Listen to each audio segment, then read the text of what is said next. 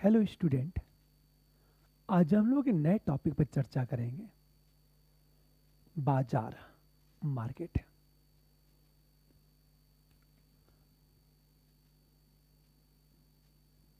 हम मार्केट की बात करें, सामान्यतः देखा जाए तो दो तरह का मार्केट होता है। एक है मुद्रा बाजार, जिसको कहते हैं मनी मार्केट।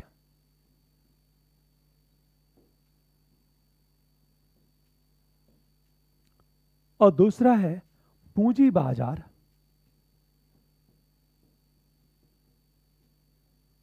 जिसे कहते हैं कैपिटल मार्केट।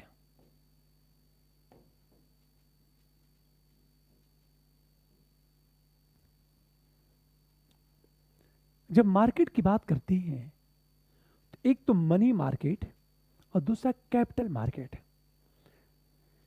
इस मनी मार्केट और कैपिटल मार्केट में बेसिक डिफरेंट क्या है, मूलभूत अंतर क्या है, ध्यान देना।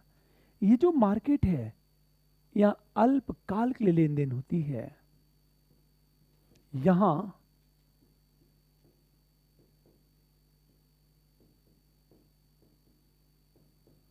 अल्पकाल के लिए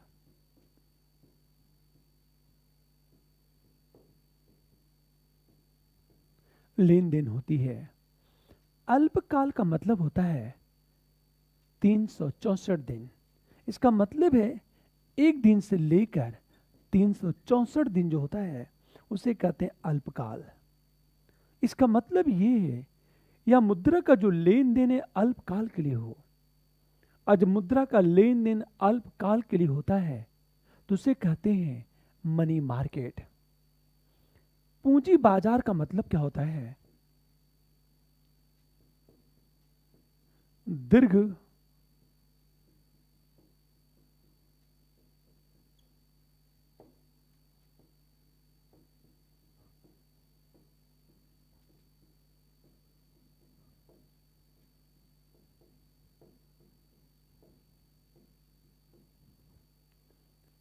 ध्यान से सुनो इस बात को। ये मनी मार्केट और कैपिटल मार्केट, मुद्रा बाजार का अर्थ है ऐसा बाजार जहां अल्पकाल के लिए मुद्रा के लेन देन हो। अल्पकाल का मतलब है एक दिन से लेकर 364 दिन तक। और पूंजी बाजार का अर्थ है, कैपिटल मार्केट का अर्थ है ऐसा बाजार जहां दीर्घ काल के लिए मुद्रा या पूंजी की लेन देन हो। इसका मतलब है एक वर्ष 365 दिन से अधिक। ये मनी मार्केट और कैपिटल मार्केट की बात करें। अब एक प्रश्न उठा, इस मुद्रा बाजार में केंद्रीय भूमिका निभाती है केंद्रीय बैंक।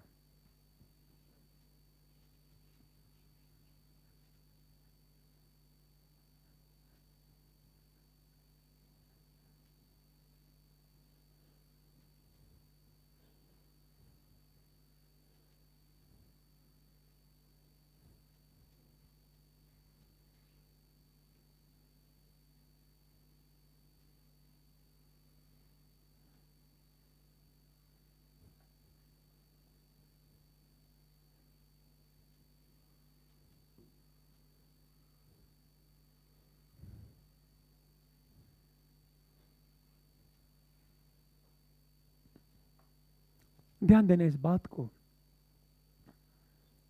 हम जब मुद्रा बाजार की बात करते हैं, मनी मार्केट की बात की जाए,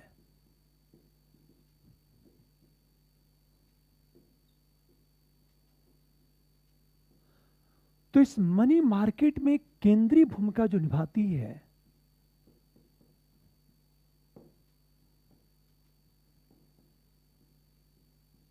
वह है आरबीआई।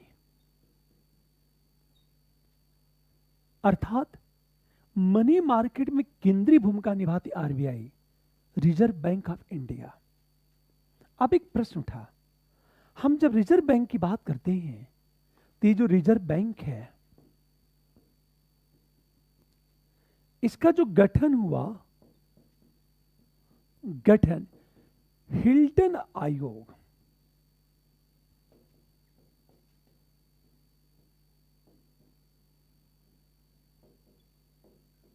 के सुझाव पर हुआ था। ध्यान सुनने इस बात को। रिजर्व बैंक ऑफ इंडिया का जो गठन हुआ, इसके गठन के संदर्भ में जो सुझाव दिया था वह हिल्टन आयोग था। हिल्टन कमीशन ने यह कहा कि आरबीआई के केंद्रीय बैंक का गठन होना चाहिए, और जब गठन हुआ तो गठन 1 अप्रैल 1935 में हुआ आरबीआई का। जब इसका गठन हुआ तो इसके जो प्रथम गवर्नर थे ऑसबोर्न थे। प्रथम गवर्नर, इसके जो प्रथम गवर्नर थे वो ऑसबोर्न थे, लेकिन प्रथम भारतीय मूल के गवर्नर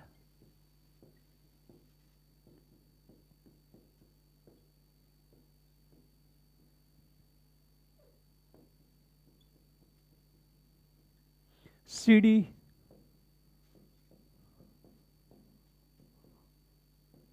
देशमुख थे। ध्यान देना इस बात को। हिल्टन आयोग के सुझाव पर आरबीआई का गठन हुआ। गठन हुआ 1 अप्रैल 1935 में इसका गठन हुआ था। इसके जो प्रथम गवर्नर थे वो ऑसबोर्न थे, और प्रथम भारतीय मूल के जो गवर्नर थे वह सीडी देशमुख थे आरबीआई के। यदि प्रश्न यह पूछा जाता है आरबीआई के प्रथम गवर्नर कौन है, तो स्वाभाविक है ऑसबोर्न। लेकिन यदि प्रश्न यह पूछा जाता है कि भारतीय मूल के प्रथम गवर्नर कौन थे, भारतीय मूल के प्रथम हम गवर्नर की बात करें तो सीडी देशमुख की बात करें हम लोग। अब सोचो, इस आरबीआई के जो राष्ट्रीयकरण हुआ,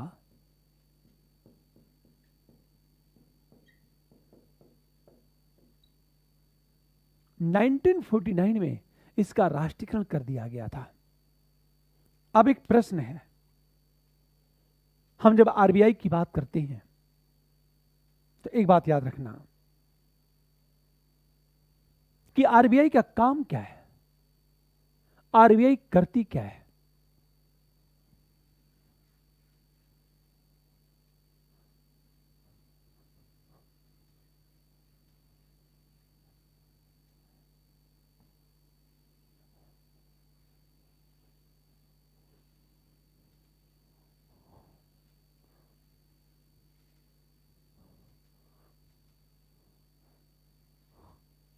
ध्यान देना इस बात को।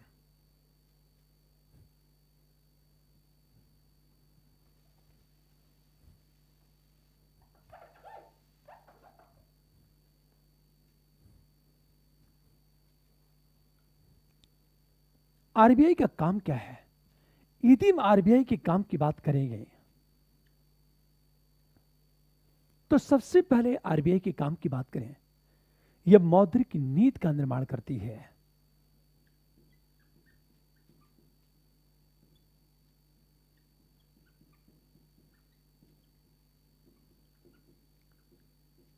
मॉनेटरी पॉलिसी का निर्माण करती है।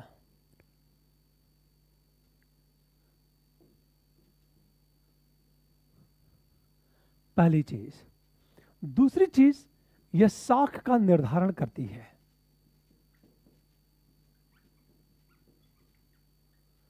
मतलब डिसाइड करती क्रेडिट। साख के निर्धारण का मतलब है उधार देने की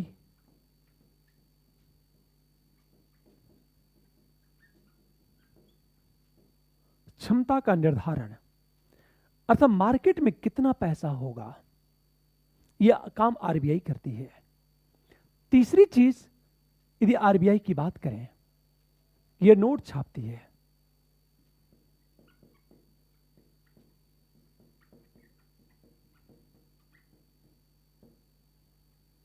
ध्यान सुनो, तो इशू ऑफ करेंसी की बात करें, लेकिन अक्सर देखा होगा, पहली चीज, जब नोट का निर्गमन आरबीआई करती है, 1 रुपए के नोट या सिक्कों का दायित्व वित्त मंत्री का होता है, उस पर हस्ताक्षर वित्त मंत्री का होता है। लेकिन 1 रुपया से अधिक 2 रुपया और 2 रुपये से ऊपर के नोट को छापने का काम आरबीआई करती है। 2 रुपये एवं 2 रुपये से अधिक मूल्य के नोट का निर्गमन आरबीआई करती है।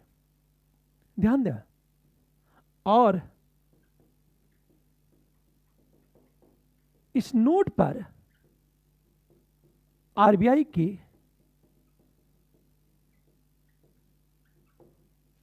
गवर्नर का हस्ताक्षर होता है।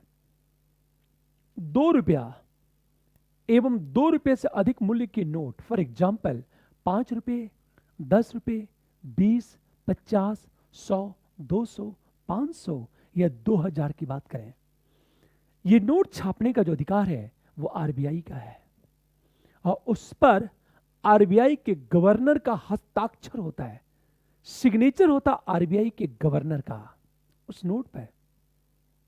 लेकिन 1 रुपये के नोट और सिक्कों की बात करें, क्वाइंस की बात करें, क्वाइंस को जारी करने का अधिकार सरकार का होता है और 1 रुपये की करेंसी पर वित्त मंत्री का सिग्नेचर होता है।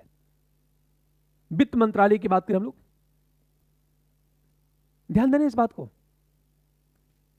एक बात याद रखना, रिपीट में करता हूं मैं, कि 2 रुपये और उससे अधिक मूल्य के नोट का निर्गमन आरबीआई करती है और इस नोट पर आरबीआई के गवर्नर का हस्ताक्षर होता है।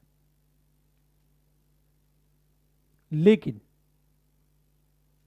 होता क्या है, 1 रुपये का नोट सरकार जारी करती है, जितने भी क्वाइंस हैं उसे सरकार जारी करती है, लेकिन उसके क्वाइंस के डिस्ट्रीब्यूशन, वितरण की जिम्मेदारी आरबीआई की है।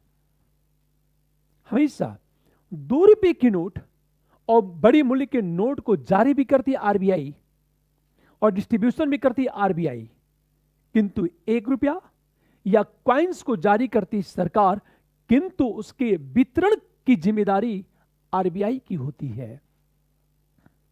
दूसरी बात, आरबीआई जो भी नोट जारी करती है उसके पीछे लायबिलिटी, देयता सरकार की होती है। फॉर एग्जाम्पल, आरबीआई 500 रुपए की नोट जारी की, 500 रुपए की नोट, तो उस नोट के पीछे सरकार की क्रेडिट लगी है, साख लगी है।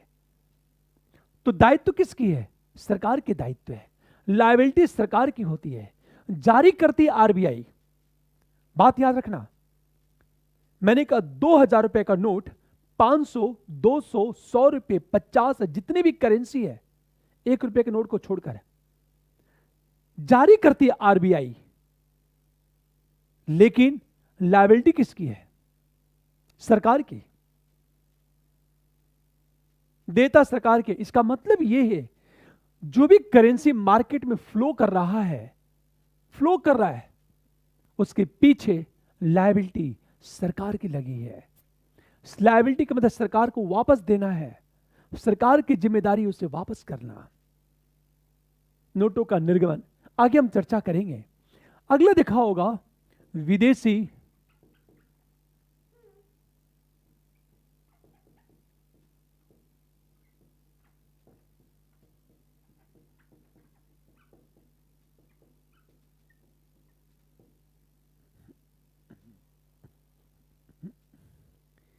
पूरी बात ध्यान दो, विदेशी मुद्रा का विनियमन की बात करें, the regulation of foreign currency की बात करते हैं हम लोग। The regulation of foreign currency की बात करें हम लोग, जितने भी विदेशी मुद्रा उसे रेगुलेट करती आरबीआई, करती कैसे है, किस रूप में करती है, इसकी चर्चा हम लोग आगे करेंगे। अगले बात देखो, सरकार का बैंकर है या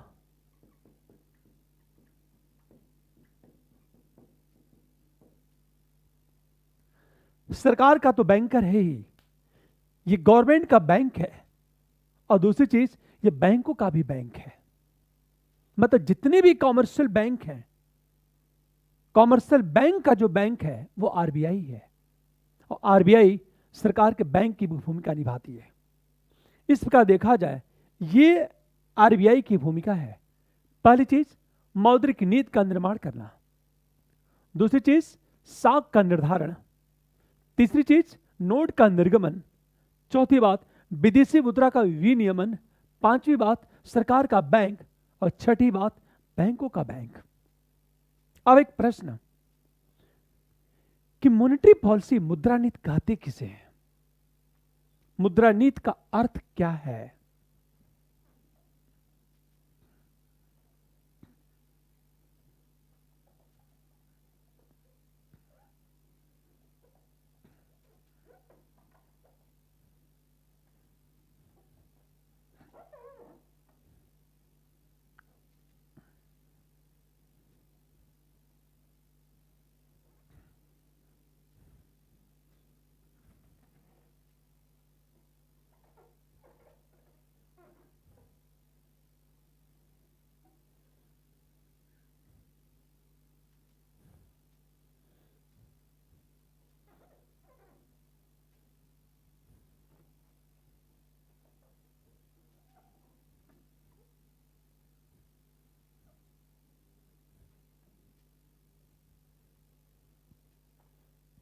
ध्यान दो इस बात को, मौद्रिक नीति, मॉनेटरी पॉलिसी का अर्थ क्या है?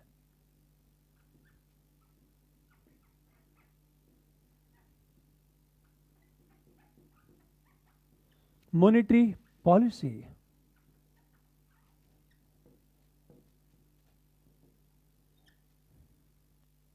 हम मौद्रिक नीति की बात करें, मौद्रिक नीति कहते किसे हैं? एक बात याद रखना, मौद्रिक नीति ऐसी नीति जो मुद्रा से जुड़ी हो। इसका मतलब यह है कि मौद्रिक नीति का अर्थ है मुद्रा से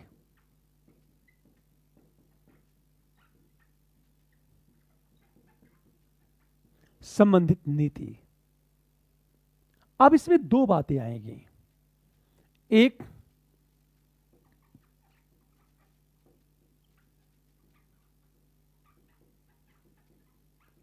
द सप्लाई ऑफ मनी की बात करें हम लोग,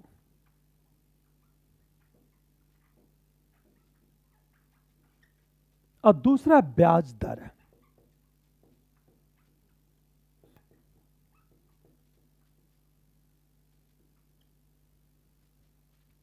ध्यान देने इस बात को, जब मुद्रा से संबंधित नीति की बात की जाती है, मॉनेटरी पॉलिसी की बात की जाती है, तो इसमें दो बातें आती हैं। एक मुद्रा की आपूर्ति, सप्लाई ऑफ मनी की बात करें, और दूसरा ब्याज दर। इन दो बातों से जुड़ी हुई नीति ही मौद्रिक नीति कहलाती है। इसका मतलब है मार्केट में कितना पैसा फ्लो कर रहा है, कितना पैसा छोड़ा जाए, जिसको हम कहते हैं लिक्विडिटी। हम तरलता की बात करते हैं। तो ध्यान दो, सप्लाई ऑफ मनी की यदि बात की जाए, ये जो मनी की सप्लाई है ये कुछ बातों पर निर्भर करती है। पहली चीज आर्थिक समृद्धि,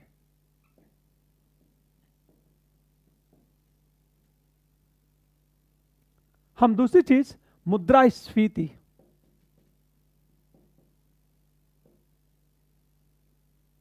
हम तीसरी चीज बात करें रोजगार।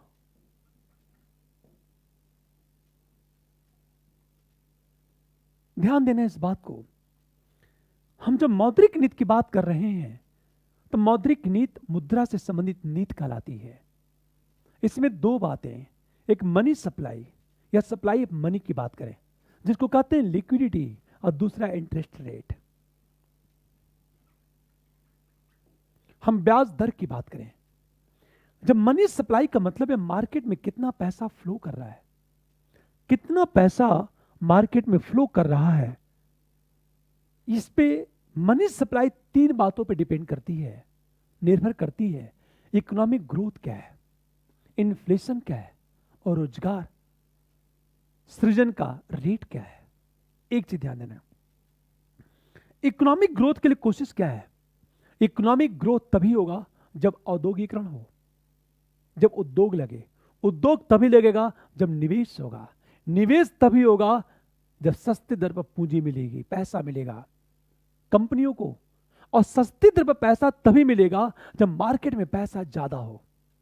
और मार्केट में पैसा ज्यादा होने का मतलब है फ्लो, मनी फ्लो ज्यादा हो। अब मनी फ्लो ज्यादा होने का अर्थ है लिक्विडिटी, तरलता ज्यादा हो। तो ध्यान से सुने इस बात को। हम सप्लाई जब मनी की बात करते हैं तो सबसे पहले बात करें इकोनॉमिक ग्रोथ, दूसरी चीज मुद्रास्फीति, और तीसरी चीज हम रोजगार की बात करें, किस स्तर पर रोजगार क्रिएट हो रहा है। दूसरी बात, इन्फ्लेशन को ध्यान में रख करके मुद्रा की आपूर्ति की जाती है। अब एक बात याद रखना, कीमतें कब बढ़ती हैं? जब लोग बाजार में डिमांड ज्यादा करते हैं। डिमांड कब करेंगे? जब लोगों के पास पैसा होगा। पैसा कब आएगा? जब सस्ते दर पर आसानी से उधार मिलेगा, अर्थात चीप मनी। ये कब होगा? जब मार्केट में पैसा ज्यादा होगा। अब एक चीज ध्यान दो इस बात को, आरबीआई करती क्या है? इन्फ्लेशन को कंट्रोल करने के लिए डिमांड को कम करना जरूरी है। डिमांड कम करने के लिए पैसे की आपूर्ति कम करना जरूरी है। और मनी फ्लो को कम करने के लिए आरबीआई क्या करती है? मार्केट से पैसा खींच लेती है।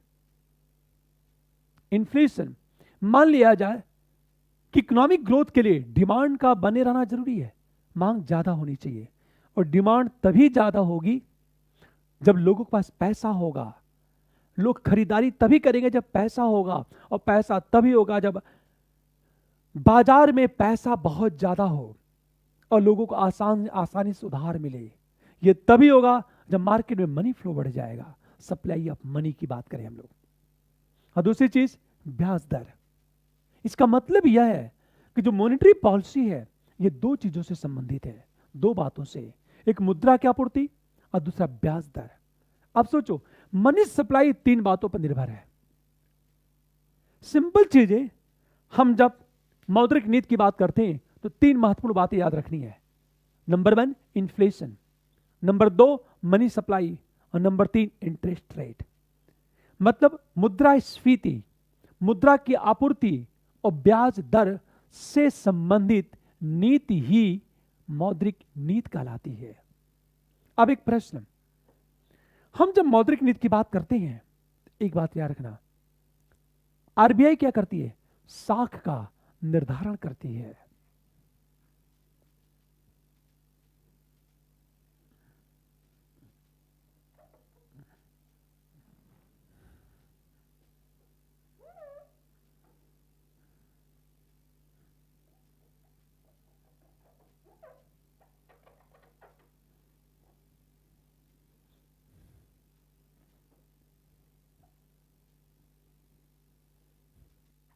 एक बात याद रखना,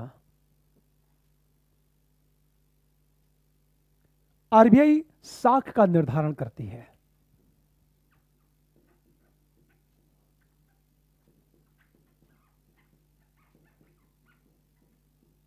और साख के निर्धारण में किसी की डायरेक्ट भूमिका होती है और किसी की इनडायरेक्ट भूमिका होती है। अब देखो कैसे। हम बात करें साख का जब निर्धारण की बात की जाती है तो सबसे पहले बात करते हैं बैंक रेट। इसे कहते हैं बैंक दर। हम दूसरी चीज बात करें CRR, तीसरी बात SLR, चौथी बात ओपन मार्केट ऑपरेशंस, और पांचवी चीज लाइफ। लाइफ में दो चीजें हैं, रेपो रेट और रिवर्स रेपो रेट। ध्यान देने इस बात को। साख के निर्धारण की बात करें तो bank rate, CRR, SLR, open market operations, LF life, जिसकी चर्चा चलकर हम लोग आगे करेंगे, लिक्विडिटी एडजस्टमेंट फैसिलिटी, RR और RRR की बात करें हम लोग। बैंक रेट होता क्या है? हम बैंक दर कहते किसे हैं? ध्यान देना इस बात को।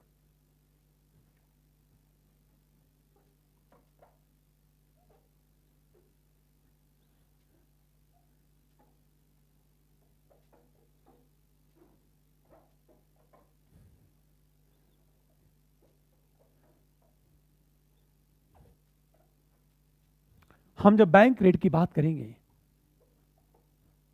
तो बैंक दर कहते किसे हैं?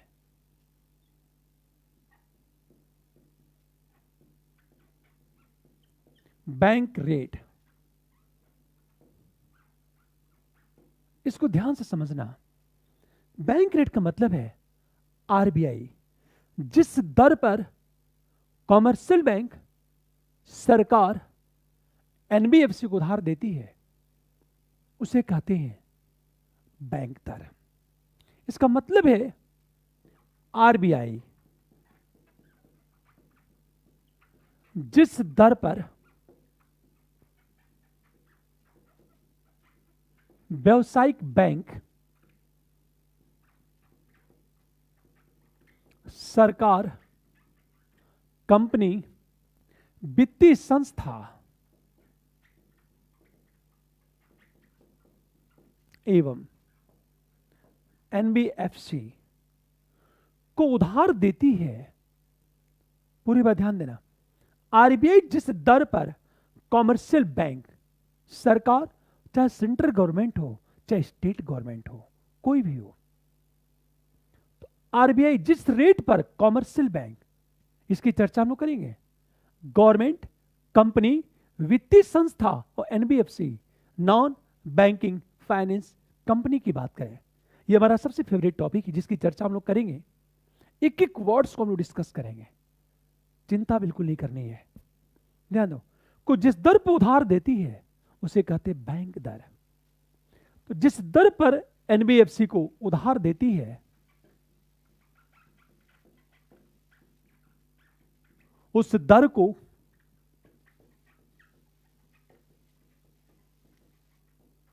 बैंक दर कहा जाता है। एक छोटा सा एग्जांपल लेता हूं मैं। ये आरबीआई है, ये आपका कॉमर्शियल बैंक है,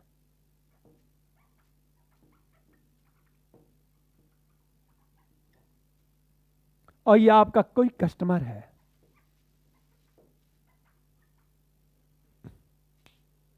तो ध्यान देना इस बात को, जिस दर पर कॉमर्शियल बैंक, सरकार, कंपनी, वित्तीय संस्था और एनबीएफसी को उधार देती है उस दर को कहा जाता है बैंक दर। अब हम बात करें, देखो आप, ये जो आरबीआई है इन्हें उधार देती है, कॉमर्शियल बैंक आम जनता को उधार देती है,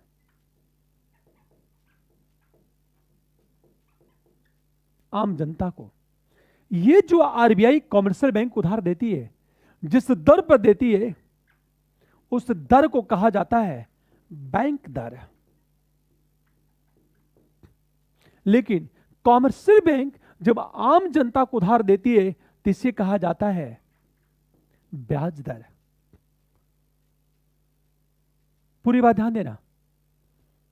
आरबीआई जिस रेट पर कॉमर्शियल बैंक को उधार देती है उस रेट को कहते हैं बैंक रेट, और कॉमर्शियल बैंक जिस रेट पर कस्टमर को उधार देती है उसे कहते हैं इंटरेस्ट रेट। दोनों में बेसिक डिफरेंट क्या है?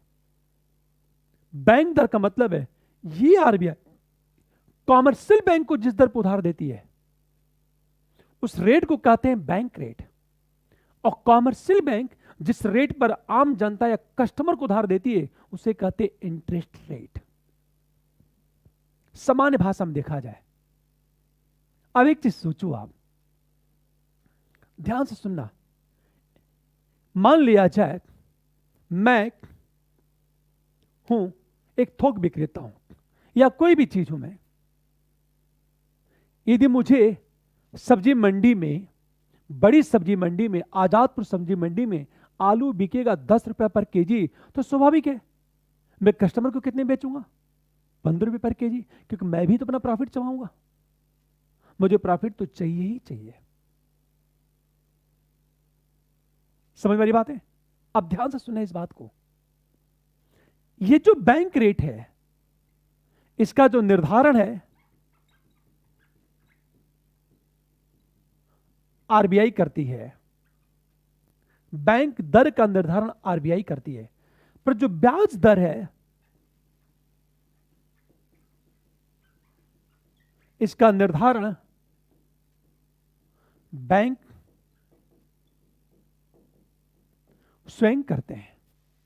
फॉर एग्जाम्पल ध्यान देना, मान लिया जाए कोई कॉमर्शियल बैंक एसबीआई है, स्टेट बैंक ऑफ इंडिया।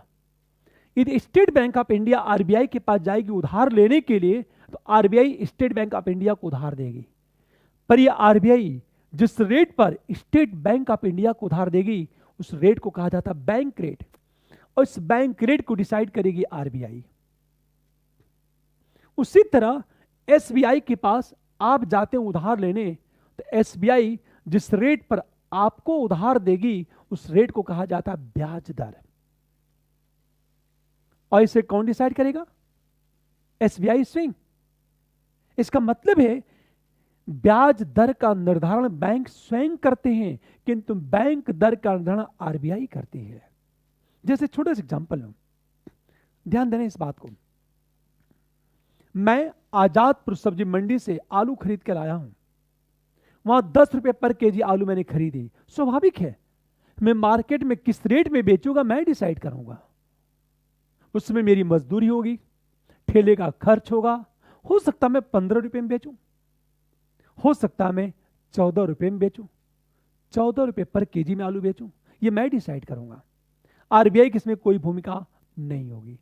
अब याद रखना, यदि आजादपुर सब्जी मंडी में आलू का रेट बढ़ करके 20 रुपए पर केजी हो गया तो स्वाभाविक है मैं भी आलू का रेट बढ़ा दूंगा, क्योंकि मुझे आजादपुर सब्जी मंडी में आलू महंगा बिकेगा तो आम जनता का आलू क्या करूंगा? मैं महंगे रेट पे बेचूंगा। यदि सब्जी मंडी में, आजादपुर सब्जी मंडी में आलू के रेट गिर गया, पता 2 रुपए पर केजी हो गया, तब आम जनता का आलू कितने में बेचूंगा? हो सकता है 5 रुपए पर केजी में बेचूं। इसका मतलब यह है कि आजादपुर सब्जी मंडी में रेट गिरा तो मैं भी रेट गिरा दूंगा, आजादपुर सब्जी मंडी में रेट बढ़ा तो मैं भी रेट को बढ़ा दूंगा। इसका अर्थ यही है। तो याद रखना, इसका मतलब है इस बैंक दर का जो रिलेशन है ब्याज दर से है। तो बैंक दर जब बढ़ेगा तो ब्याज दर बढ़ जाएगा। ब्याज दर क्यों बढ़ेगा? ध्यान देना इस बात को। ब्याज दर क्यों बढ़ेगा? क्योंकि हर कॉमर्शियल बैंक आरबीआई से उधार लेकर के कस्टमर को उधार दे रहा है। आज जब आरबीआई ऊंची बैंक दर पर उधार लेगी तो ब्याज दर बढ़ा देगी। कॉमर्शियल बैंक बढ़ा देगा। यदि प्रत्येक कॉमर्शियल बैंक ऊंचे बैंक दर पर उधार लेकर के आम कस्टमर को उधार देना शुरू करे और बैंक दर बढ़ेगा तो ब्याज दर बढ़ जाएगा, बैंक दर गिरेगा तो ब्याज दर क्या हो जाएगा? गिर जाएगा। पर आपने अक्सर देखा होगा कि इंडिया में जितने बैंक हैं, state bank of India, PNB, Allahabad bank, सबकी ब्याज दर में अंतर है। क्यों अंतर है? क्योंकि हर बैंक का ऑपरेटिंग जो कॉस्ट है, जो संचालन लागत है, वो कम है। इसे अक्सर देखा होगा हर बैंक की ब्याज दर में अंतर होता है।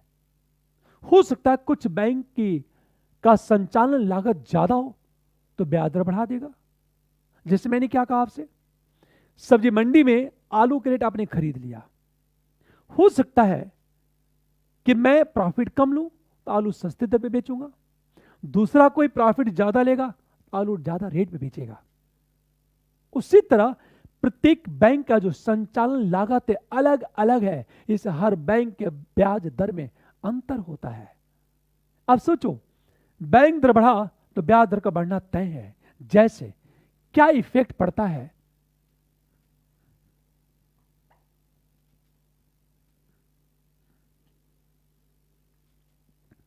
ध्यान दो इस बात को।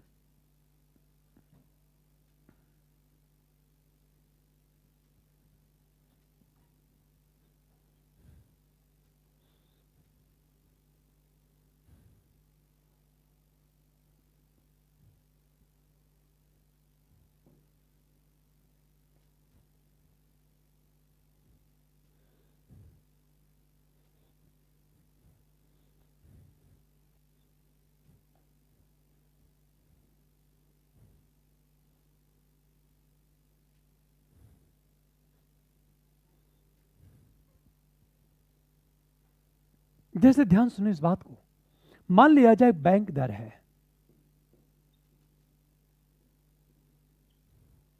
एरो का चिन्ह, एरो का मतलब बढ़ जाना, नीचे का था, बैंक दर बढ़ गया, एरो का ऊपर जा रहा तो बढ़ जाया। यदि बैंक दर बढ़ेगा तो ब्याज दर बढ़ जाएगा। क्लियर? और जब ब्याज दर बढ़ेगा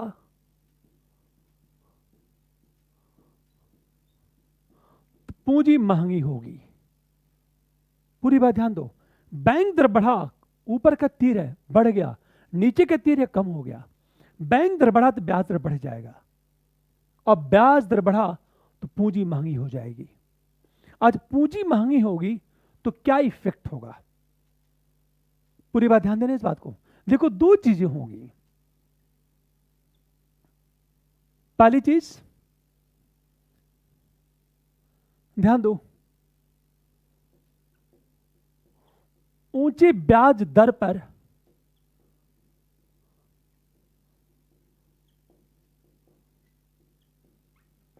उधार प्राप्त होगा, और दूसरी चीज क्या होगा, जब ऊंचे ब्याज दर पर उधार प्राप्त होगा तो दो बातें होंगी। पहली चीज, लोग उधार नहीं लेंगे। जब लोग उधार नहीं लेंगे तो लोगों के पास पैसा नहीं होगा। जब नहीं होगा तो बाजार में मांग में कमी, जब मांग में कमी होगी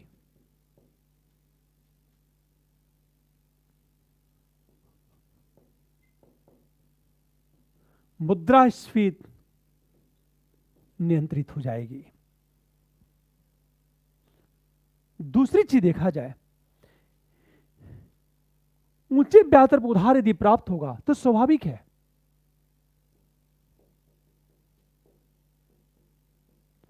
निवेश महंगा।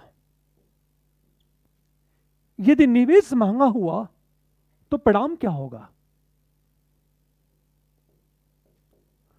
उद्योग लगाना महंगा।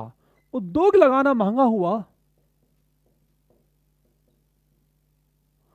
तो उत्पादन लागत ज्यादा, प्रोडक्शन यदि कॉस्ट ज्यादा होगी तो स्वाभाविक है उत्पाद महंगा। ये होगा तो निर्यात कम। ध्यान देना इस बात को। तीसरी चीज क्या होगा? तीसरी चीज ये हो सकता है कि निवेश न हो।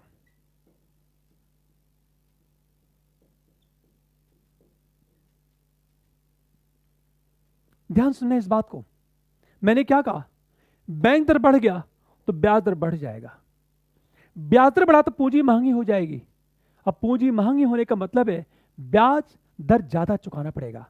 पूंजी महंगी होगी तो ऊंचे ब्याज दर पर उधार प्राप्त होगा, और जब ऊंचे ब्याज दर पर उधार प्राप्त होगा तो तीन बातें, लोग उधार नहीं लेंगे। जब लोग उधार नहीं लेंगे तो लोगों के पास पैसा नहीं होगा। जब पैसा नहीं होगा तो लोग बाजार में मांग नहीं करेंगे, तो बाजार में मांग में कमी हो जाएगी, और जब डिमांड नहीं बढ़ेगी तो मुद्रास्फीति नियंत्रित हो जाएगी। क्योंकि मुद्रास्फीति बढ़ने का एक बड़ा कारण यह है कि डिमांड बहुत ज्यादा बढ़ जाए। इसे कई बार आरबीआई क्या करती है, कोशिश करती है कि बैंक दर को बढ़ा दिया जाए। दूसरी बात ध्यान देना इस बात को, निवेश महंगा हो जाएगा, उद्योग लगाना महंगा होगा। जब उद्योग लगाना महंगा हो जाएगा तो उत्पादन लागत बढ़ जाएगी, प्रोडक्शन कॉस्ट बढ़ जाएगा। जब ये बढ़ेगा तो उत्पाद महंगा होगा। जब उत्पाद महंगा होगा तो आपका निर्यात कम हो जाएगा। कि निर्यात का मतलब है अपने सामान को विदेशों में बेचना। यदि आपका प्रोडक्ट बहुत महंगा हो गया, अब विदेश में बेचने ले जाएंगे तो आपका उत्पाद कोई नहीं खरीदेगा। फॉर एग्जाम्पल, मान लिया जाए इस मार्कर की लागत इंडिया में 20 रुपये है, 20 रुपया। ऐसे मार्कर को, ऐसा ही मार्कर चाइना बनाना 10 रुपये में। चाइना में मार्कर ले गया अमेरिका में बेचने, अब भारत भी ले गया अमेरिका में बेचने। दोनों अपने मार्कर अमेरिका में बेचने ले गए हैं। एक चीज बताओ, लोग किसका मार्कर खरीदेंगे? चाइना का। क्यों? क्योंकि चाइनीज मार्केट सस्ता है। अब ध्यान देना इस बात को। तो उत्पाद यदि महंगा होगा तो निर्यात कम हो जाएगा, और जब निर्यात कम हुआ तो क्या नुकसान होगा? ध्यान दो इस बात को। निर्यात कम होगा तो कंपनी का लाभ गिरेगा, और जब कंपनी का लाभ गिरेगा तो क्या होगा बताओ? जिस कंपनी का लाभ गिरता है ना, उस कंपनी की वैल्यू क्या हो जाती है? कम हो जाती है। स्वाभाविक है, जब कंपनी का लाभ गिरेगा तो कंपनी का शेयर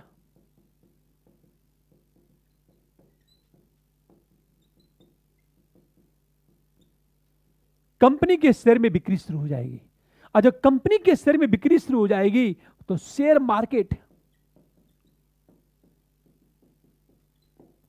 नीचे गिरेगा।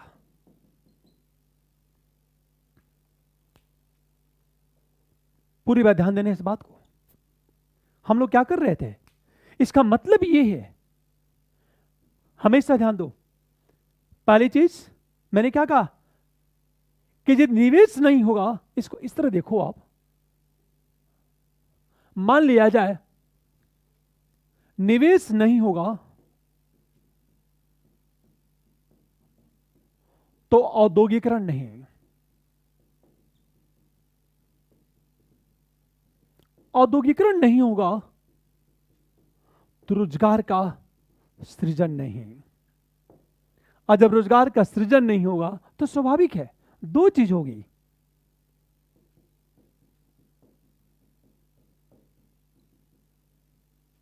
और दूसरी चीज,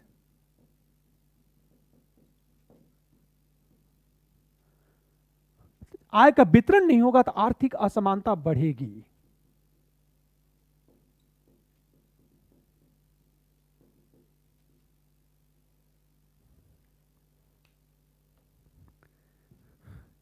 ध्यान से सुनिए इस बात को, पूरी बात। बैंक दर बढ़ा तो ब्याज दर बढ़ जाएगा, पूंजी महंगी होगी तो ऊंचे ब्याज दर पर उधार प्राप्त होगा। यदि ऊंचे ब्याज दर पर उधार प्राप्त हो तो तीन कंडीशन पैदा होगी।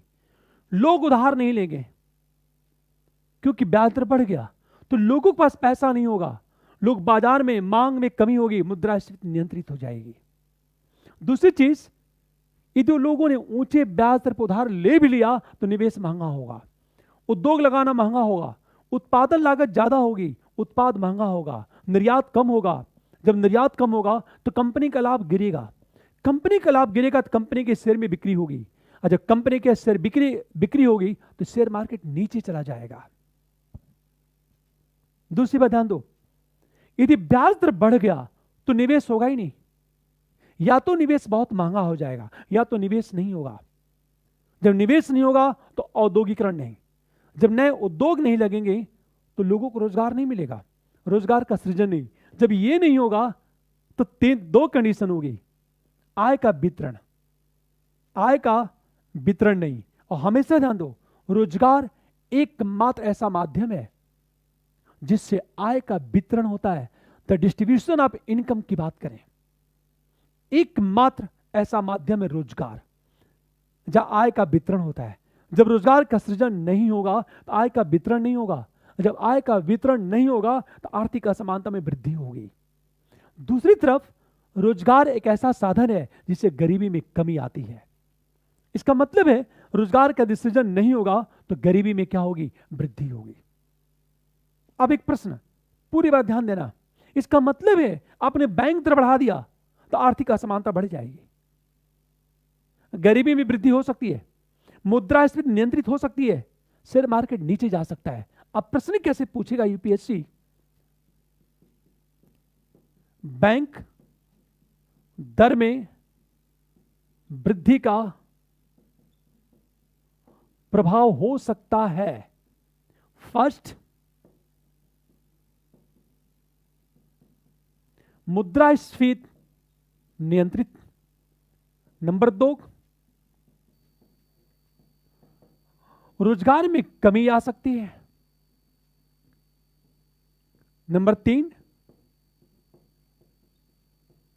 शेयर मार्केट नीचे जा सकता है। नंबर 4,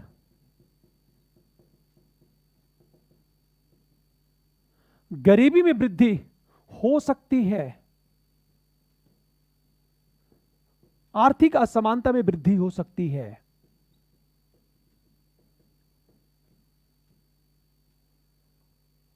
ध्यान सुनना, बैंक दर में वृद्धि का प्रभाव हो सकता है। प्रश्न यदि यह पूछा इनमें से क्या सही है, तो मुद्रास्फीति नियंत्रित बिल्कुल सही है। रोजगार में कमी आ सकती है, गारंटी नहीं है। शेयर मार्केट नीचे जा सकता है, गरीबी में वृद्धि हो सकती है, आर्थिक समानता असमानता में वृद्धि हो सकती है। अब एक बात याद रखना, हमेशा आपने अक्सर पेपर में पढ़ा होगा, जब आरबीआई बैंक दर को बढ़ाती है तो शेयर मार्केट नीचे चला जाता है, तुरंत शेयर मार्केट नीचे चला जाएगा। क्यों चला जाएगा? कि जो आरबीआई बैंक दर में वृद्धि करेगी, स्वाभाविक है कंपनियों का लाभ गिरेगा। कंपनी के जब लाभ गिरेगा तो लोग कंपनी का शेयर बेचना शुरू करेंगे, और जब शेयर की बिक्री शुरू होगी तो शेयर मार्केट नीचे चला जाएगा। ये कैसे आता है, इसकी चर्चा चल के हम लोग करेंगे शेयर मार्केट में। दूसरी चीज, अक्सर देखा होगा कि मान लिया जाए बैंक दर की हम बात करें,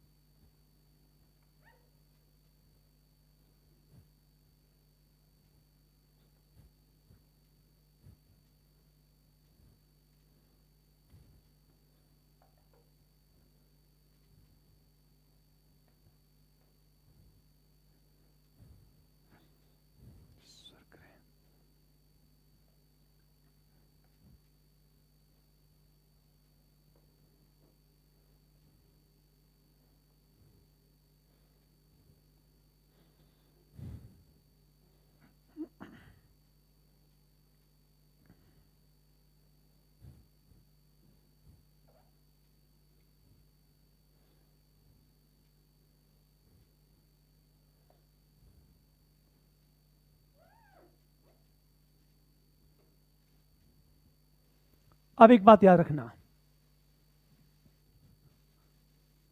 मान लिया जाए बैंक दर कम हो गया, आप बैंक दर को कम कर दो। जो बैंक दर कम करोगे ब्याज दर क्या हो जाएगी? कम हो जाएगी। अब ब्याज दर कम होगी तो पूंजी सस्ती। अब याद रखो, यदि पूंजी सस्ती होगी तो क्या इफेक्ट होगा?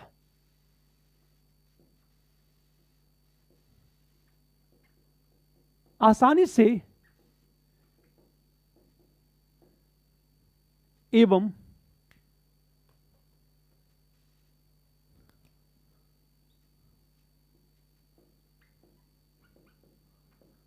कम ब्याज दर पर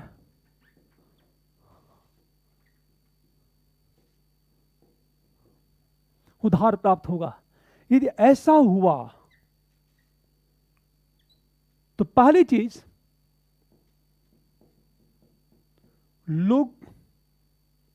लोगों को कम ब्याज दर पर उधार मिलेगा।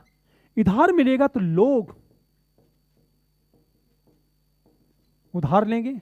उधार लेंगे तो लोगों के पास पैसा होगा।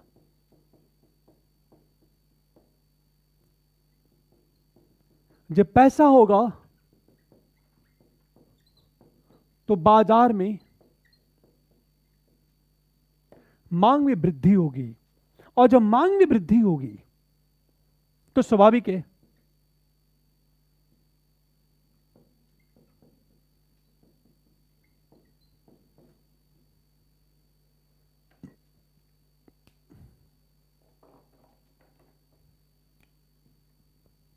ध्यान देने इस बात को, जब लोगों को कम ब्याज दर पर उधार प्राप्त होगा तो लोगों को कम ब्याज दर पर उधार मिलेगा। यदि कम ब्याज दर पर उधार मिलेगा तो लोग उधार लेंगे। उधार लेंगे तो लोगों के पास पैसा आएगा। पैसा आएगा तो लोग बाजार में मांग करेंगे, तो मार्केट में डिमांड में वृद्धि हो जाएगी। ऐसा हुआ तो मुद्रास्फीति बढ़ जाएगी। पहली चीज। हम दूसरी चीज बात करें, हम लोग देखा जाए तो कि कम ब्याज दर पर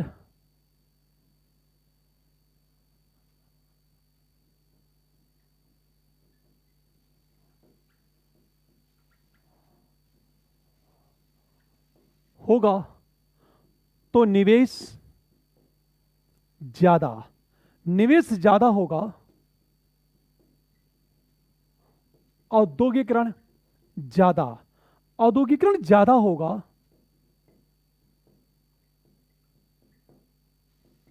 रोजगार का सृजन ज्यादा, और रोजगार का सृजन ज्यादा होगा, आय का वितरण ज्यादा, और गरीबी में कमी आएगी। पूरी बात ध्यान देने इस बात को। पहली चीज, कम ब्याज दर पर उधार प्राप्त होगा तो निवेश ज्यादा होगा, औद्योगिकरण ज्यादा होगा, रोजगार का सृजन ज्यादा होगा, आय का वितरण ज्यादा, और गरीबी में कमी आएगी। दूसरी चीज देखा जाए,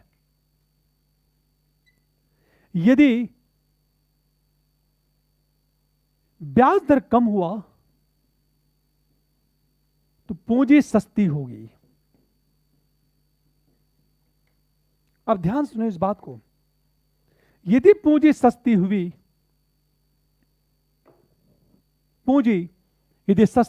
तो स्वाभाविक है निवेश सस्ता हुआ, उत्पादन लागत कम हुआ तो उत्पाद सस्ता हुआ तो निर्यात ज्यादा हुआ तो लाभ ज्यादा, और जब लाभ ज्यादा होगा तो स्वाभाविक है शेयर की खरीद ज्यादा, और शेयर की खरीद ज्यादा होगी तो शेयर मार्केट ऊपर चढ़ेगा। ध्यान देना इस बात को, जब अपने बैंक दर को कम किया तो ब्याज दर कम हो जाएगा, और जब ब्याज दर कम होगा तो पूंजी सस्ती होगी तो आसानी से एवं कम ब्याज दर पर उधार प्राप्त होगा। और कम ब्याज दर पर उधार प्राप्त हो तो तीन बातें। नंबर 1, ब्याज दर कम हुआ तो पूंजी सस्ती। हम लोग चर्चा कर चुके हैं कि पूंजी सस्ती होने का मतलब ब्याज दर का कम होना, और पूंजी महंगा होने का अर्थ ब्याज दर का ज्यादा होना। और जब पूंजी सस्ती होगी तो निवेश सस्ता होगा, निवेश सस्ता होगा तो उत्पादन लागत कम होगा तो उत्पाद सस्ता होगा, उत्पाद सस्ता होगा तो निर्यात ज्यादा होगा, निर्यात ज्यादा होगा तो लाभ ज्यादा होगा, लाभ ज्यादा होगा तो लाभांश ज्यादा होगा, लाभांश ज्यादा होगा तो शेयर की खरीद ज्यादा, और शेयर की खरीद ज्यादा होगी तो शेयर मार्केट ऊपर चढ़ जाएगा। इसका मतलब है कि जब बैंक दर में वृद्धि होती है तो शेयर मार्केट नीचे चला आता है, और जब बैंक दर में कमी आती है तो शेयर मार्केट बूम कर जाता है, जम कर देता है। आपने अक्सर पेपर में पढ़ा होगा कि आरबीआई के द्वारा बैंक दर में कमी करने से शेयर मार्केट में उछाल आ गया। क्यों आया? उसका रीजन ये है। नंबर 2, यदि लोगों को कम ब्याज दर पर उधार मिलेगा तो लोग उधार लेंगे, जब उधार लेंगे तो लोगों के पास पैसा आएगा, जब पैसा आएगा तो बाजार में मांग में वृद्धि होगी, और जब मांग में वृद्धि होगी तो मुद्रास्फीति में वृद्धि हो जाएगी।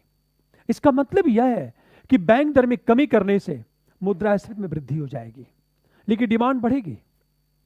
इसे एक बात याद रखना, डिमांड को पुश करने के लिए आरबीआई बैंक दर में कमी कर देती है ताकि ब्याज दर कम हो जाए, और जब ब्याज दर कम होगा और पूंजी सस्ती होगी तो बाजार में डिमांड बढ़ जाएगी। जैसे एग्जांपल लेता हूं मैं आपसे, जापान ने मार्केट में डिमांड को पुश करने के लिए इंटरेस्ट रेट को 0 कर दिया था, ब्याज दर 0 कर दिया ताकि लोग उधार लें, बाजार में खरीदारी करें। जब लोग खरीदारी करेंगे तो डिमांड बढ़ जाएगी, और डिमांड बढ़ी तो अर्थव्यवस्था चल पड़ेगी। तीसरी चीज, कम ब्याज दर पर उधार प्राप्त होगा तो निवेश ज्यादा होगा। ध्यान देना, ब्याज दर कम होगा तो निवेश ज्यादा होगा, निवेश ज्यादा होगा तो औद्योगिकरण ज्यादा होगा, ये ज्यादा होगा तो रोजगार का सृजन ज्यादा होगा। और हम लोग पढ़ चुके हैं, निवेश ज्यादा होगा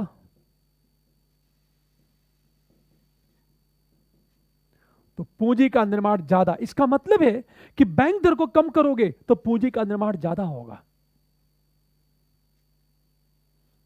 आय का वितरण ज्यादा और गरीबी में कमी आएगी।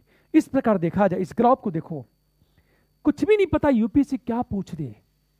हो सकता है आपसे ये पूछ दे कि बैंक दर में कमी आने का प्रभाव पड़ सकता है। जैसे मैंने क्या कहा आपसे, जैसे मैंने कहा बैंक दर में कमी का प्रभाव पड़ सकता है। फर्स्ट, शेयर मार्केट में वृद्धि। सेकेंड, पूंजी निर्माण ज्यादा हो सकता है।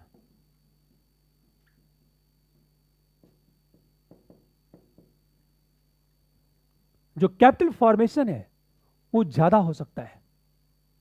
हम थर्ड की बात करें, मुद्रास्फीति में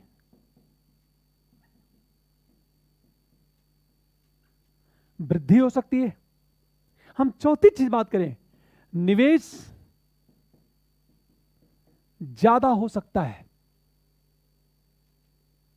इसका मतलब है ये सारे के सारे विकल्प सही हैं। ध्यान देना, यूपीएससी इसमें से कुछ भी पूछ सकता है, इन चारों विकल्प से किसी एक विकल्प को दे सकता है। अब मैं आपसे बार बार कहता हूं, टर्म्स यदि क्लियर है तो मैं दावा करता हूं कॉन्सेप्चुअल क्वेश्चन आपका गलत नहीं होगा। यदि आपका करंट तैयार है, मैंने ये कहा था कि इकोनॉमिक सर्वे और बजट की क्लास हम लोग लेंगे, पर जब हमारा पूरी इकोनॉमिक्स के बेस क्लियर हो जाएगा तो हार्डली 4 से 5 क्लास इकोनॉमिक सर्वे और 2 क्लास बजट। और इकोनॉमिक सर्वे तब समझ में आएगा जब आपका कॉन्सेप्ट क्लियर हो, ताकि बजट में क्यों लाया गया, इसका क्या इफेक्ट होगा। अब एक चीज सोचो, आरबीआई जब बैंक दर में वृद्धि करती है तो क्या क्या इफेक्ट होगा, पूरी दिमाग में पिक्चर घूम जानी चाहिए। बैंक दर में कमी आएगी तो क्या क्या इफेक्ट होगा। अब ध्यान से सुनना, एक एग्जांपल लेता हूं मैं आपसे।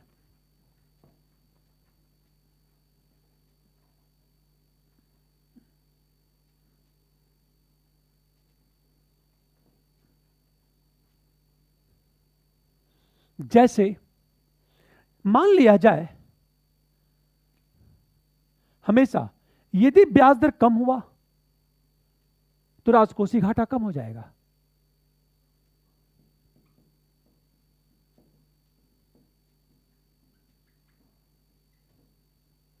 आखिर राजकोषीय घाटा कम क्यों होगा? एक चीज बताओ, सरकार को भी पैसे की जरूरत होती है और सरकार बैंक से उधार लेती है। जब ब्याज दर कम होगा तो सरकार को सस्ते दर पर उधार मिलेगा, अर्थात सरकार को ब्याज कम चुकाना पड़ेगा। और जब सरकार ब्याज कम चुकाएगी तो राजकोषीय घाटा क्या होगा? कम हो जाएगा। अब ध्यान देना, राजकोषीय घाटा कम होगा तो स्वाभाविक है रेटिंग क्या हो जाएगी? बढ़ जाएगी।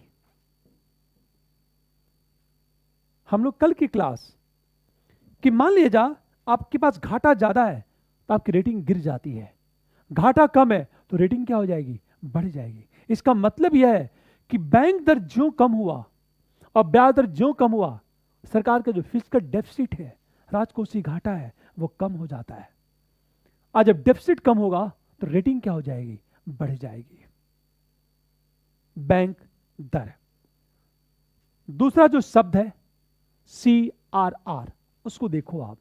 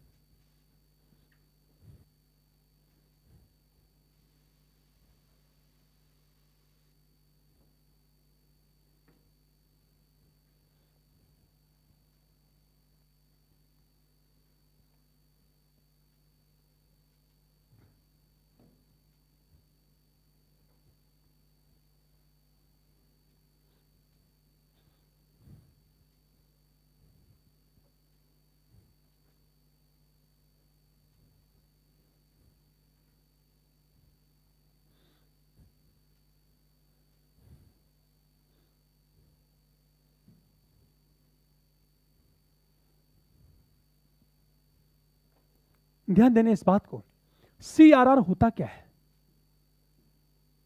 इसे कहते हैं कैश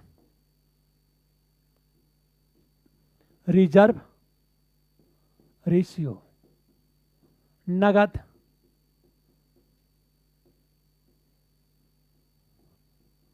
आरक्षित अनुपात की बात करें हम लोग, कैश रिजर्व रेशियो की बात करें हम लोग, ध्यान देना, CRR कैश रिजर्व रेशियो, नगद आरक्षित हम अनुपात की बात करें, ये होता क्या है पूरी बताना। बैंकों के पास जो कैश है, बैंक के पास जो कैश है उसका एक निश्चित रेशियो आरबीआई के पास रिजर्व रखना पड़ता है। ध्यान देना इस बात को, बैंकों के पास जो कैश है उस कैश का एक निश्चित अनुपात रेशियो आरबीआई के पास रिजर्व के रूप में रखना होता है, उसे कहते हैं CRR।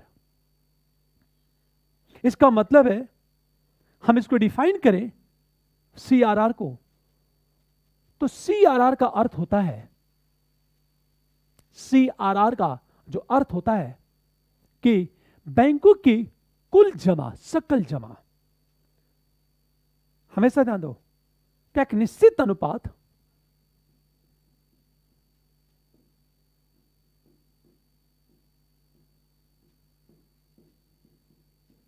जमा का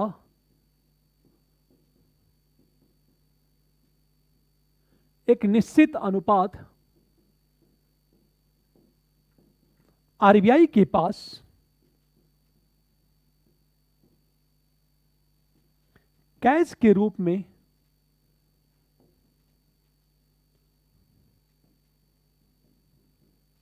रखना ही CRR कहलाता है। इसका अर्थ यह है कि बैंकों के पास जो पैसा डिपॉजिट है, सकल जमा, टोटल डिपॉजिट, चाहे वो टाइम डिपॉजिट हो चाहे डिमांड डिपॉजिट हो, जो भी पैसा डिपॉजिट है उसका एक निश्चित रेशियो आरबीआई के पास कैश के रूप में रखना पड़ता है, इसे कहते हैं CRR। सामान्यतः ये जो CRR है ये 0 से लेकर 15% के बीच होती है, न्यूनतम 0 और मैक्सिमम हम 15% की बात करें।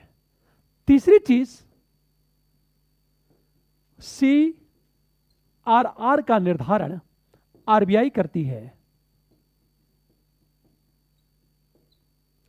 और चौथी चीज बात करें, हमेशा पहले आरबीआई CRR पर ब्याज देती थी,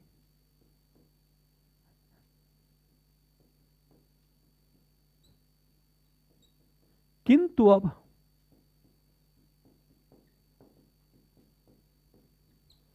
नहीं देती है।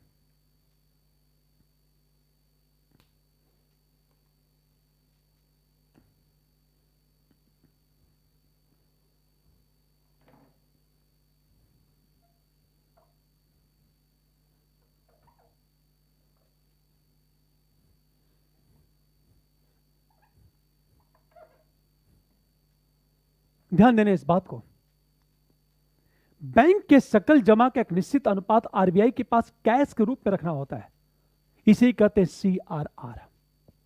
कैश रिजर्व हम रेशियो की बात करें, इसका जो अनुपात है 0 से लेकर 15% के बीच होता है।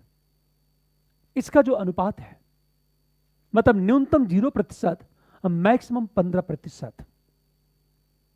CRR का निर्धारण आरबीआई करती है। आरबीआई पहले आरबीआई CRR पे ब्याज देती थी, किंतु अब नहीं देती है। मान लिया जाए 2006-7 तक आरबीआई CRR पर ब्याज देती थी, पर उसने CRR पर ब्याज देना बंद कर दिया। यदि बैंक, कॉमर्शियल बैंक आरबीआई से कहते हैं कि मुझे ब्याज दो, पर आरबीआई ने मना कर दिया।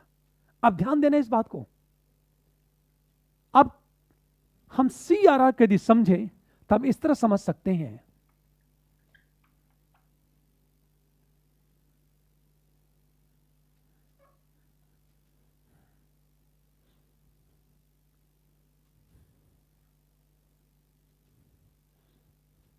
इसको इस तरह देखो आप, मान लिया जाए ये RBI है और ये SBI है, स्टेट बैंक ऑफ इंडिया। इसके पास जो सकल जमा, कुल जो जमा है टोटल 100 रुपए है। CRR क्या है? बैंक के पास जो डिपॉजिट है, कुल जो जमा सकल जमा है, उसका एक निश्चित अनुपात RBI के पास कैश के रूप में रखना होता है। मान लिया जाए CRR 5% है, तो SBI के पास टोटल जमा कितना है? 100 रुपया। इसका 5% कितना हो गया? 5 रुपया। ये किसके पास जमा करना होगा? RBI के पास। यदि 100 रुपए में आपने 5 रुपया RBI के पास जमा कर दिया तो आपके पास कितना बचा? 95 रुपए। इसका मतलब है आप जहां पर 100 रुपए का बिजनेस करते थे, अब आप केवल 95 रुपए का बिजनेस करेंगे। इसका मतलब है तरलता कम हो गई। मान लिया जाए CRR 10% हो गया, तो 100 रुपए का 10% किसके पास जमा करना होगा? RBI का। मान लिया जाए 100 का 10% इसके पास जमा कर दिए तो आपके पास कितना बचा? 90 रुपया। आपके पास 90 रुपया बचा। इसका मतलब है पहले की अपेक्षा आपके पास पैसा कम हो गया। और जो पैसा कम होता है इसी को कहते हैं लिक्विडिटी। इसका मतलब है, ध्यान दो इस बात को, मान लिया जाए CRR 15% हो गया, तो आपको 100 रुपया का 15% RBI के पास जमा करना होगा। इसका मतलब है आपके पास कितना बचेगा? 85 रुपए बचेगा आपके पास। आपके पास केवल 85 रुपए बचेगा। ये केवल 50 रुपए के बिजनेस करेंगे। इसका अर्थ क्या है? CRR बढ़ेगा तो आपके पास लिक्विडिटी कम होती चली जाएगी। ध्यान देना। मान लिया जाए CRR 3% हो गया, कैश रिजर्व रेशियो, तो आपके पास कितना बचेगा? 97 रुपया। तो जब CRR कम हुआ तो आपके पास पैसे का फ्लो बढ़ गया, तरलता बढ़ गई। अब आप 97 रुपये का बिजनेस करेंगे। इसका अर्थ क्या है? जब CRR में वृद्धि होती है तो आपके पास लिक्विडिटी कम हो जाती है, और जब CRR में कमी होती है तो लिक्विडिटी क्या हो जाती है? बढ़ जाती है। इसका अर्थ क्या है? ये RBI ये चाहता है कि मार्केट में लिक्विडिटी बढ़ जाए। ध्यान देना, मार्केट में लिक्विडिटी बढ़ जाए, तरलता बढ़ जाए। तो फिर RBI क्या करती है? CRR को कम कर देती है। ध्यान देना, मैंने क्या कहा कि RBI ये चाहती है कि बाजार में बैंक के पास तरलता बढ़ जाए, तरलता। और जब तरलता बढ़ेगी तो बैंक उधार देगा। अब ध्यान से सुनना इस बात को, चाहता क्या बैंक?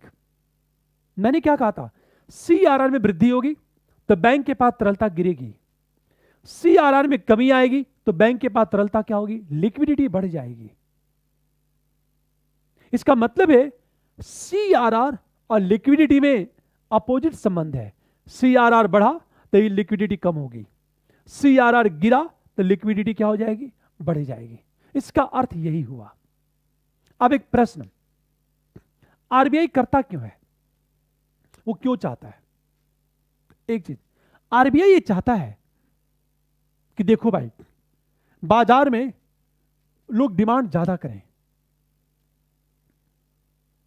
डिमांड तब करेंगे जब लोगों के पास पैसा होगा, पैसा तब होगा जब लोगों को उधार मिलेगा, उधार तो तब मिलेगा जब बैंक के पास पैसा ज्यादा हो अतः लिक्विडिटी कम हो, और बैंक के पास लिक्विडिटी तभी ज्यादा होगी जब CRR कम हो जाए। दूसरी चीज, RBI चाहता है कि मुझे इन्फ्लेशन को कंट्रोल करना है, मुद्रास्फीति को कंट्रोल करना है, इसके लिए मांग को कम करना होगा। अब मांग तभी कम होगी जब लोगों के पास पैसे कम होंगे। पैसे तभी कम होंगे जब उन्हें बैंक से उधार कम मिले, उधार तभी कम मिलेगा जब बैंक के पास पैसा कम हो। अब बैंक के पास पैसा कम होने का अर्थ है कि लिक्विडिटी कम हो, और ये तभी कम होगी जब सीआरआर बढ़ा दिया जाए। इसका मतलब क्या चीज है? सीआरआर को कम करके आरबीआई डिमांड को पुश करती है, और जब डिमांड बढ़ेगी तो मंदी समाप्त होगी। दूसरी चीज, सीआरआर को बढ़ा करके, लिक्विडिटी को कम करके इन्फ्लेशन को आरबीआई कंट्रोल करना चाहती है। तो एक बात याद रखना कि सीआरआर और लिक्विडिटी में अपोजिट संबंध है। इसको हम इस तरह लिख सकते हैं कि ये एक सीआरआर है, सीआरआर बढ़ेगा तो तरलता में कमी आएगी। याद रखना, सीआरआर कम होगा तो तरलता बढ़ जाएगी। तरलता का मतलब होता है लिक्विडिटी। अब देखो कैसे होता है और किस रूप में होता है, इसका क्या इफेक्ट होता है सीआरआर कम होने का या सीआरआर में वृद्धि का।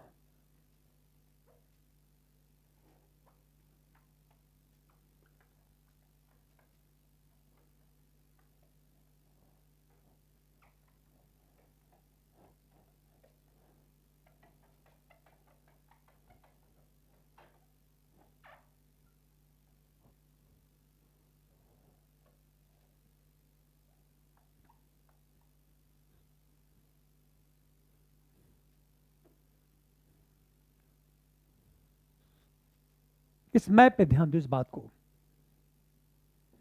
मान लो सीआरआर बढ़ गया तो तरलता बढ़ जाए, तरलता कम हो जाएगी। क्लियर? गुड।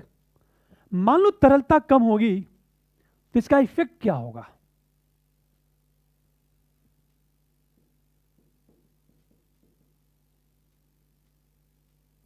दो इफेक्ट।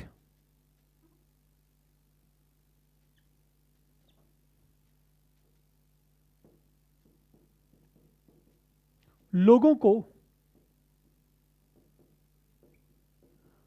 आसानी से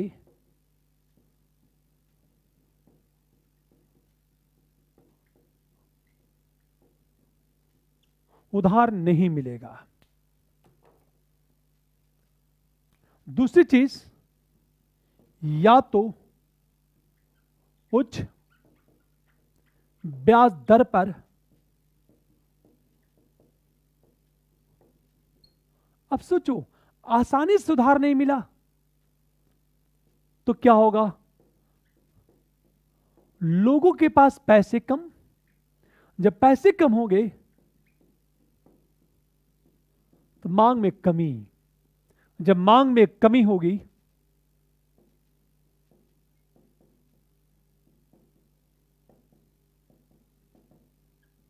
मुद्रास्फीति नियंत्रित हो जाएगी। या तो उधार नहीं मिलेगा या तो उच्च ब्याज दर पर उधार मिलेगा। अब सोचो, उच्च ब्याज दर पर उधार मिला तो स्वाभाविक है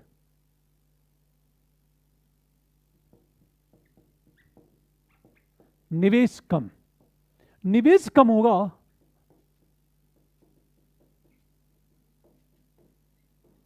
औद्योगिकरण कम। यदि औद्योगिकरण कम हुआ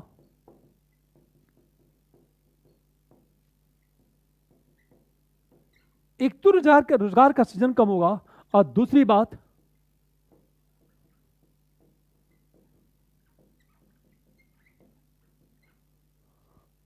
पूंजी का निर्माण कम होगा। ध्यान देना इस बात को।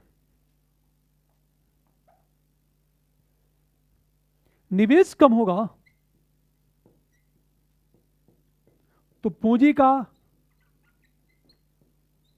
निर्माण कम, औद्योगिकरण कम होगा, आर्थिक समृद्धि, इकोनॉमिक ग्रोथ कम हो जाएगा। पूरी बात ध्यान देना इस बात को।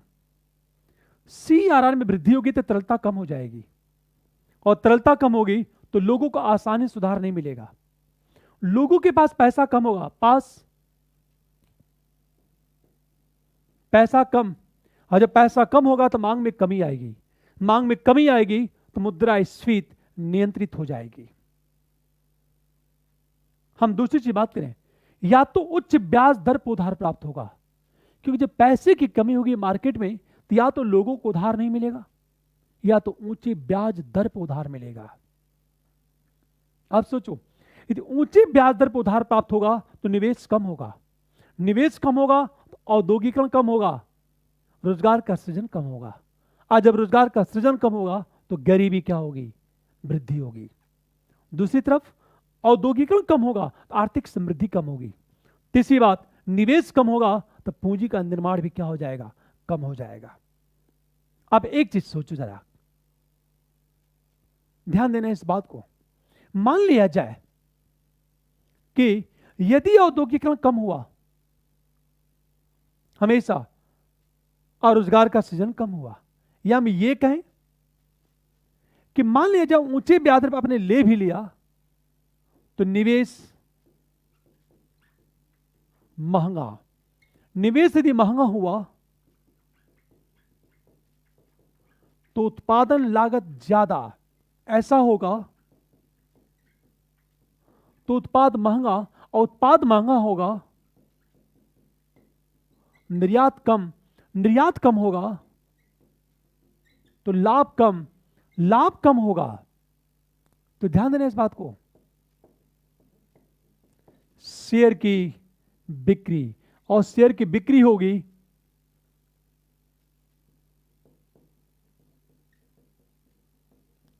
शेयर मार्केट गिरेगा।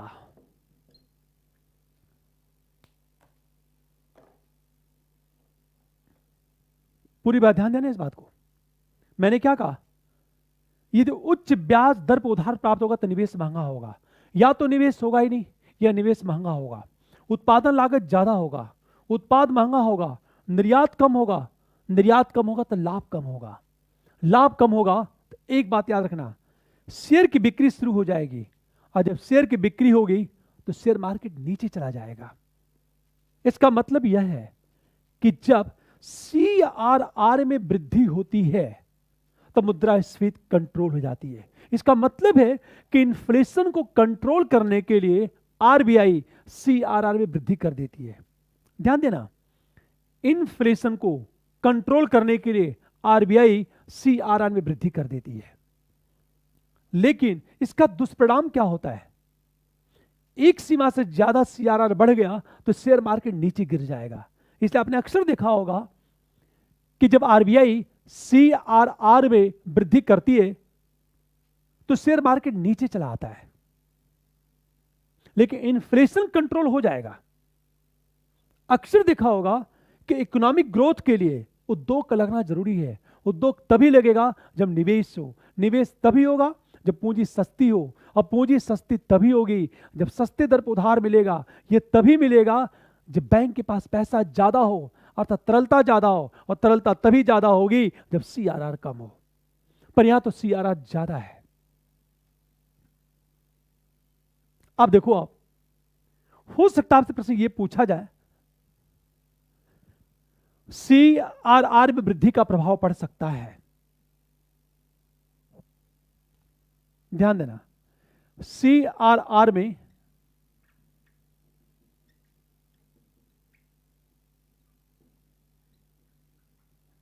वृद्धि का प्रभाव हो सकता है। फर्स्ट, शेयर मार्केट नीचे गिर सकता है।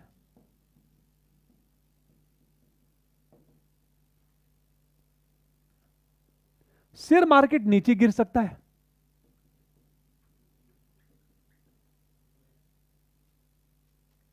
नंबर 2 की बात करें हम लोग, पूंजी का निर्माण कम हो सकता है। मान लिया जाए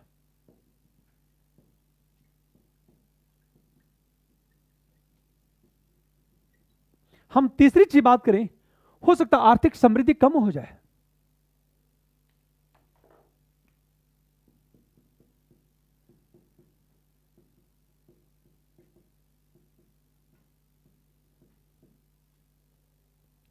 ये तीनों के तीनों विकल्प सही हैं।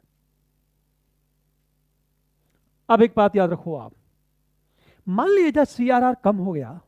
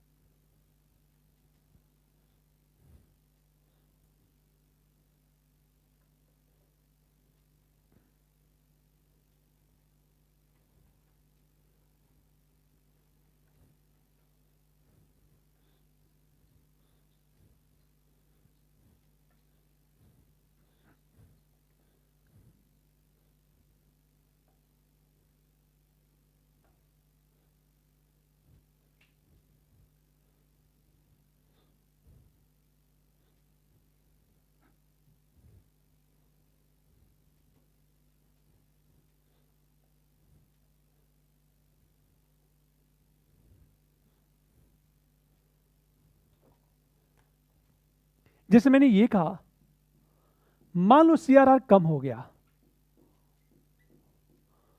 तो तरलता में वृद्धि हो जाएगी।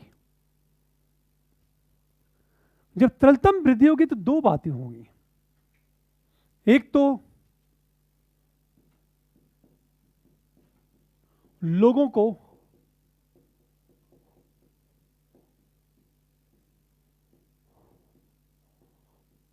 उधार प्राप्त होगा। यदि आसानी से उधार प्राप्त हुआ तो स्वाभाविक है बाजार में मांग में वृद्धि। और जब बाजार में मांग में वृद्धि होगी, एक बात याद रखना, मांग को पूरा करने के लिए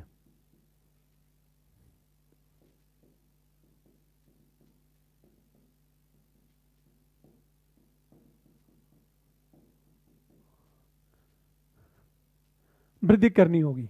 पर ये दो चीजें होंगी। हमेशा मांग में वृद्धि से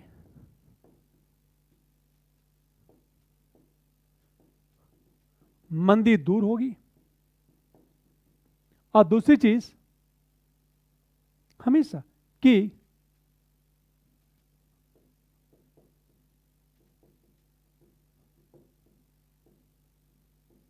वृद्धि भी हो सकती है।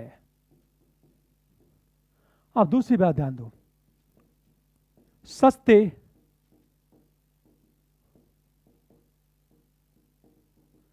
इससे क्या होगा, निवेश ज्यादा, और निवेश ज्यादा हुआ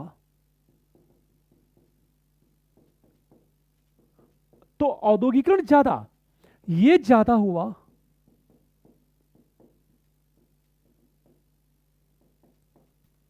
रोजगार का सृजन ज्यादा।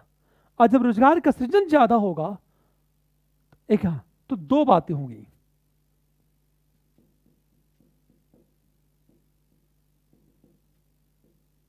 सुधार होगा क्योंकि गरीबी कम होगी, आय का वितरण ज्यादा। एक बात याद रखना, हमेशा ध्यान दो इस बात को कि यदि औद्योगिकरण ज्यादा हुआ, आर्थिक समृद्धि होगी। सबसे इकोनॉमिक ग्रोथ बड़ी चीज। सीआरआर में कमी होगी तो लिक्विडिटी में वृद्धि हो जाएगी। लिक्विडिटी बढ़े तो लोगों के पास क्या होगा, पैसे ज्यादा होंगे, बाजार मार्केट में डिमांड बढ़ जाएगी। वो डिमांड को पूरा करने के लिए प्रोडक्शन बढ़ाना होगा। लेकिन मार्केट में यदि डिमांड में वृद्धि भी, तो दो बातें, एक तो रिसेशन दूर होगी, नंबर दो इन्फ्लेशन में वृद्धि भी हो सकती है, मुद्रास्फीति में वृद्धि हो सकती है। दूसरी तरफ तरलता में वृद्धि हुई तो सस्ते दर पर उधार प्राप्त होगा, निवेश ज्यादा होगा, इन्वेस्टमेंट ज्यादा होगा, इंडस्ट्रियलाइजेशन ज्यादा होगा, इकोनॉमिक ग्रोथ बढ़ जाएगा। इसका मतलब यह है कि इकोनॉमिक ग्रोथ के लिए तरलता में वृद्धि जरूरी है। रिसेशन को दूर करने के लिए तरलता में वृद्धि जरूरी है, और ये तभी होगा जब सीआरआर कम होगा। इसका मतलब है सीआरआर में कमी करके इकोनॉमिक ग्रोथ को बढ़ाया जा सकता है, रिसेशन को, मंदी को दूर किया जा सकता है। और तीसरी चीज, जब रोजगार का सृजन होगा तो आय का वितरण ज्यादा होगा। और बात याद रखना, आर्थिक विकास की प्राथमिक शर्त है, इकोनॉमिक डेवलपमेंट की प्राथमिक शर्त है कि इनकम का डिस्ट्रीब्यूशन इक्वल हो, अन्यथा पूंजी का केंद्रीकरण हो जाएगा, पूरा तरह कैपिटल सेंट्रलाइज हो जाएगा। यदि कैपिटल सेंट्रलाइज हुआ तो रिसेशन की संभावना क्या हो जाएगी, मंदी की संभावना बढ़ जाएगी। अब एक बात है, मान लेते हैं सस्ती दर पर उधार प्राप्त हुआ तो स्वाभाविक है निवेश सस्ता होगा, निवेश सस्ता होगा तो उत्पादन लागत कम, उत्पादन लागत कम हुआ तो उत्पाद सस्ता, उत्पाद सस्ता होगा तो निर्यात ज्यादा, निर्यात ज्यादा होगा तो लाभ ज्यादा, और लाभ ज्यादा होगा तो लाभांश ज्यादा, और लाभांश ज्यादा हुआ तो शेयर की खरीद, और शेयर की खरीद होगी तो शेयर मार्केट ऊपर जाएगा। ध्यान देना, यदि लो इंटरेस्ट रेट पर उधार प्राप्त हुआ, इन्वेस्टमेंट बहुत सस्ता होगा, जो प्रोडक्शन कास्ट है कम हो जाएगा, प्रोडक्ट कम सस्ता हो जाएगा, हमारा एक्सपोर्ट बढ़ेगा, प्रॉफिट बढ़ेगा, तो डिविडेंड लाभांश, डिविडेंड क्या होता है? प्रॉफिट के एक हिस्से को कहते हैं डिविडेंड, लाभांश ज्यादा।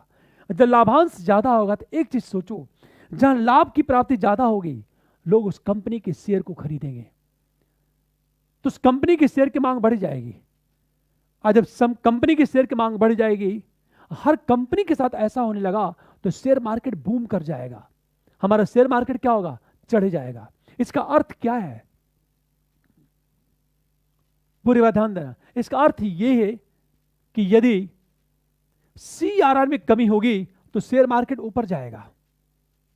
इसका मतलब है जब RBI CRR में कमी करते तो शेयर मार्केट बूम कर जाता है। एक छोटा सा एग्जांपल है, मान लिया जाए आज शाम को RBI के गवर्नर ने यह कहा कि हम CRR में कमी करने जा रहे हैं, अगले दिन शेयर मार्केट ऊपर चला जाएगा हमेशा। तो एक तरह से देखा जाए, डिमांड को पुश करने के लिए और रिसेशन को, मंदी को दूर करने के लिए RBI CRR में कमी करती है। प्रश्न कैसे पूछा जा सकता है? CRR में कमी का प्रभाव हो सकता है, फर्स्ट, शेयर मार्केट चढ़ेगा, सेकेंड,